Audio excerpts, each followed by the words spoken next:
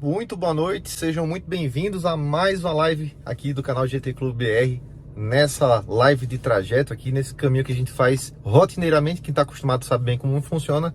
A gente coloca a câmera aqui e vai conversando sobre os assuntos automotivos e fazendo eventualmente aqueles flagrinhas pelo meio do caminho. Hoje o assunto do dia foi Civic Type R, o pessoal chama aí Type R, pronúncia mais original, mas a gente, como um bom brasileiro, vai aqui num Type Rzão para conversar sobre esse carro que chega no nosso mercado pela primeira vez, né? Então, eu até falei isso em algum vídeo, alguma live, sei lá, que a gente vai ter esportivo do Civic como sempre e como nunca, né? Como sempre, porque a Honda sempre buscou trazer algo diferenciado que fosse além de adesivos, né? De visual, tinha uma proposta visual mais invocada, mas como nunca, porque é a primeira vez que a gente tem aqui o Type R no nosso mercado, mesmo que de forma extremamente nichada, não só no preço e no público, como também na oferta, na quantidade de carros que vão ser destinados aqui para o Brasil. Parece que coisa de 100 carros aí para o nosso mercado.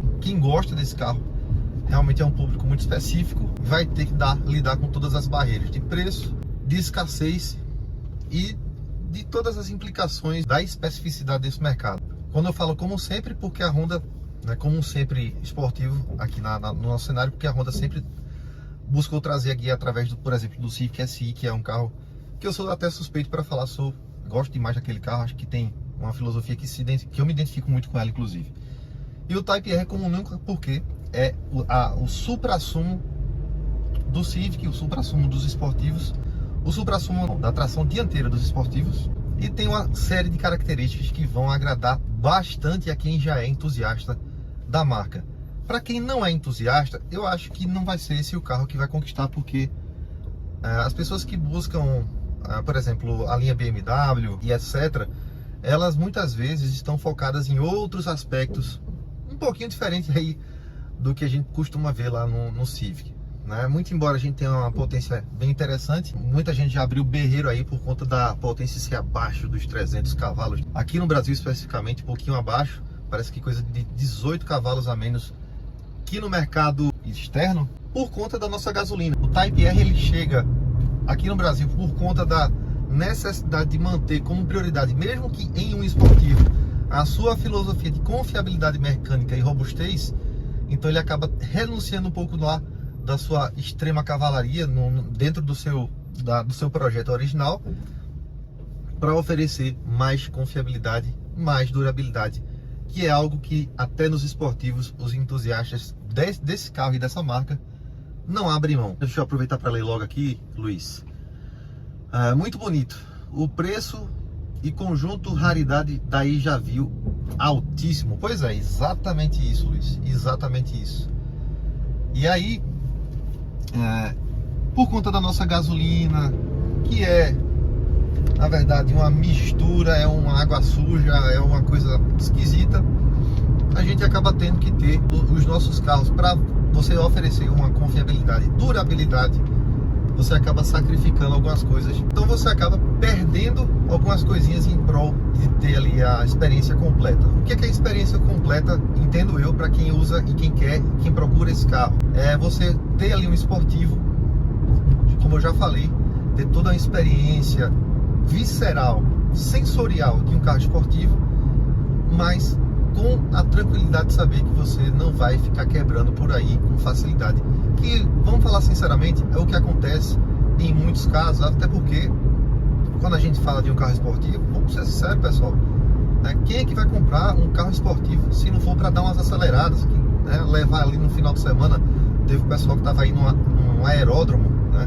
Fazendo ali aqueles aceleros e tal. É assim que se usa um carro esportivo. Não adianta dizer, eu tenho aqui um carro esportivo de não sei quantos cavalos, um M2, um RS3, um não sei o que, e não acelera. Você compra esse carro para acelerar. Vai ter um caso ou outro específico assim que a pessoa compra porque, enfim, acha estiloso, né? Mas não gosta de acelerar e tal. Mas assim, é exceção à regra. Quem procura esses carros procura porque quer acelerar.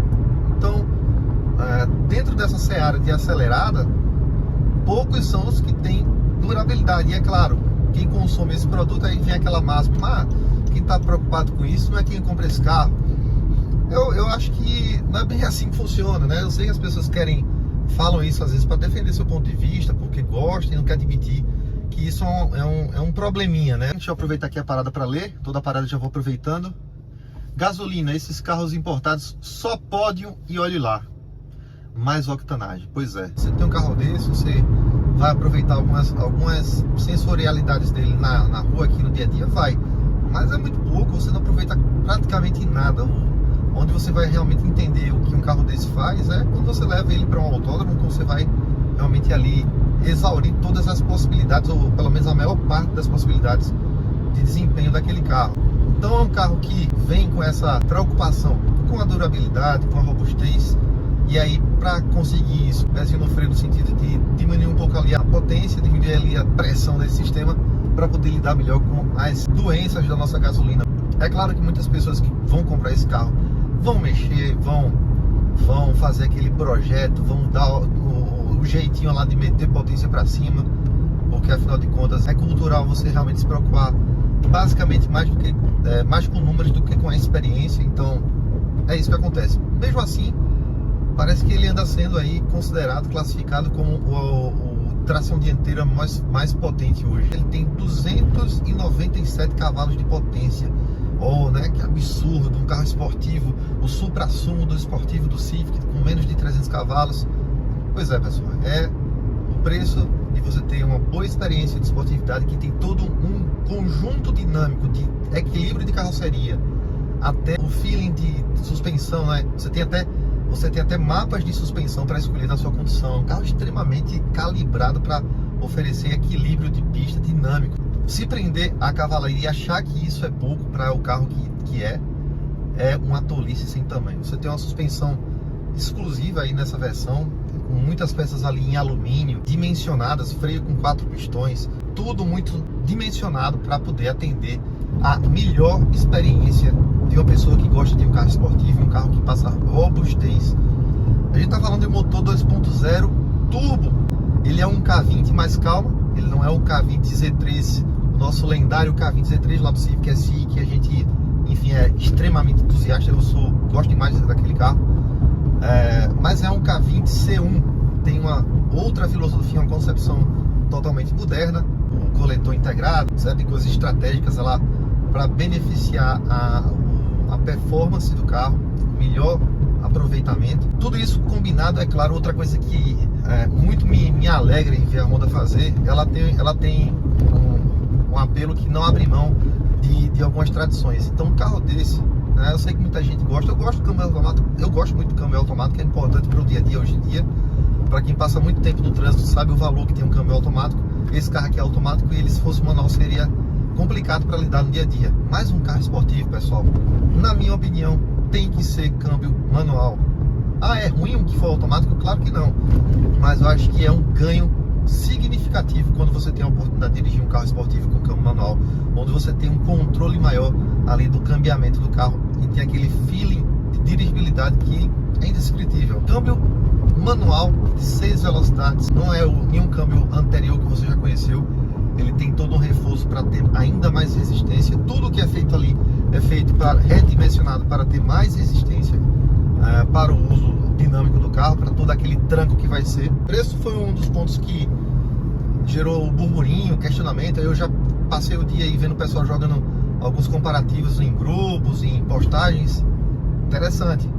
Eu acho que sempre é válido fazer comparativo, cada um tem um gosto, e é exatamente isso que eu percebo.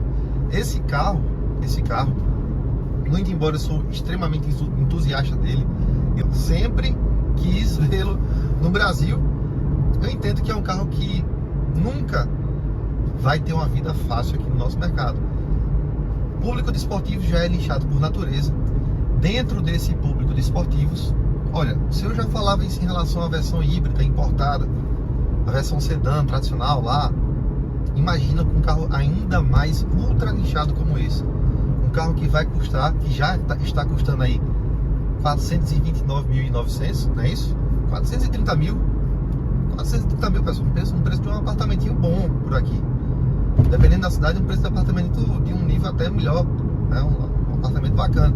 Então, um carro realmente muito caro. Não adianta dizer, não, o preço não. É um carro muito caro, é um carro nichado. E aí vai o questionamento, aí começa toda aquela gama de comparações que o pessoal vai fazendo. E aí bota, vai de Civic, vai de M2, vai de Civic, vai não sei o que. Aí coloca alguns usados também, esportivos usados maiores, né? Mais parrudos por aí. Então, de tudo você já viu. Comparativo com o Mustang, né? O pessoal perguntando, prefere o Mustang, prefere o Civic. Pessoal, tudo vai da sua proposta. É claro que no Brasil a cultura é mais voltada para os esportivos germânicos, um pouquinho dos americanos também. O japonês já fica um pouco mais para depois, principalmente quando você tem nomenclaturas comuns. É aquela história, né, poxa, é um Civic, né? A mesma coisa do Civic lá de 250 mil reais, híbrido, importado, que é um baita de um carro. Eu dirigi esse carro, fiquei encantado com aquele carro, mas é um Civic, então o mercado vai absorver dessa forma. É um Civic e eu não quero pagar 250 mil reais por um Civic, eu quero pagar 250 mil reais por um BMW, por um Mercedes, né, por uma coisa assim.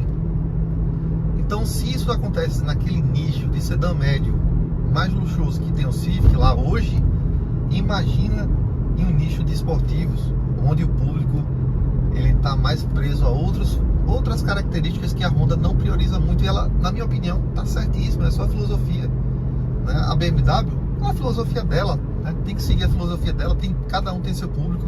Só que no caso da Honda, o público dela aqui no Brasil, pelo menos, vai ser bem difícil, porque são itens, né, prioritários que não são tão procurados pelo nosso grande público aqui, que aqui consome esse tipo de produto. Então, quem for entusiasta vai pegar esses carros, vai virar aquela peça de disputa futura, vai virar aquela raridade do futuro. Quem dera, né, se eu pudesse realmente investir num carro desse, seria talvez um carro que eu, dentro das possibilidades, tentaria não dar fim, nem tão cedo, ficar com o carro lá, deixar ele envelhecer, porque eu não sei até quando a Honda vai tentar fazer isso aqui no Brasil. E tiro o chapéu para a Honda por isso. Fiquei triste porque a Honda tirou o Civic de ser um carro nacional, né? Acaba deixando um carro nichado, ele vai sumir das ruas simplesmente. Mas fico feliz em ver que ela ainda insiste em representar o melhor que a marca tem a oferecer, mesmo que para poucos, porque não tem como fazer mágica, mas ainda assim insiste em trazer o melhor que a marca tem a oferecer. Trouxe o Civic SI e agora surpreende mais uma vez trazendo o Civic Type R, carro fenomenal. Versão hatch, carroceria do Civic normal híbrido HEV é uma carroceria sedã. O Type R vem uma carroceria hatch com 4 portas.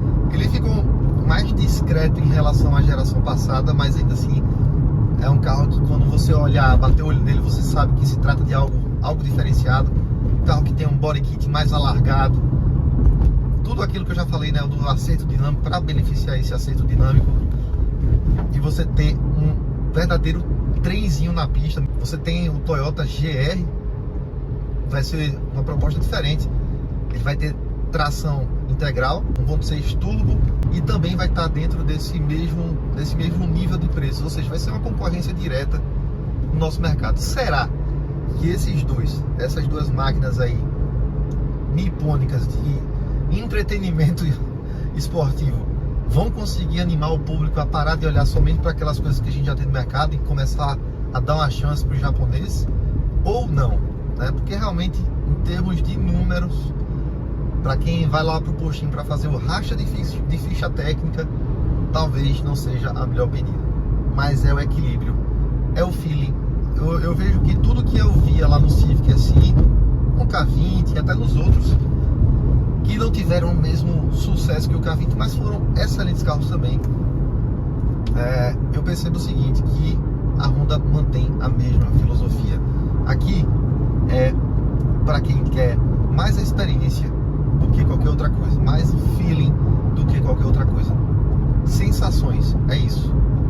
Toda a tecnologia, engenharia, divisão de peso, distribuição de peso, administração ali da calibração, suspensão, eletrônica embarcada para poder beneficiar isso. Tem até um ponta-taco eletrônico, bem interessante, fiquei curioso com isso inclusive. Tudo isso voltado para te proporcionar uma experiência diferenciada. O carro vai sair na cor vermelha, preta, branca e azul, um azul clarinho, né, como se fosse um Miami Blue, um azul bebê, né? Enfim, eu não sei o nome dessa cor. Continuo dizendo o que eu falei no vídeo anterior, vai ser mais fácil ver Porsche circulando por aqui pro Recife do que um Civic Type R.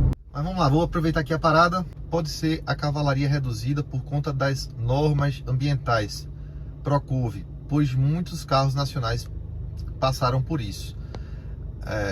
Jesus, esse preço, melhor investir em imóveis em cidades de interior e ainda comprar um carro de entrada, é verdade. Mas é aquela questão, Luiz, é aquilo que eu falo, né? É nicho, né?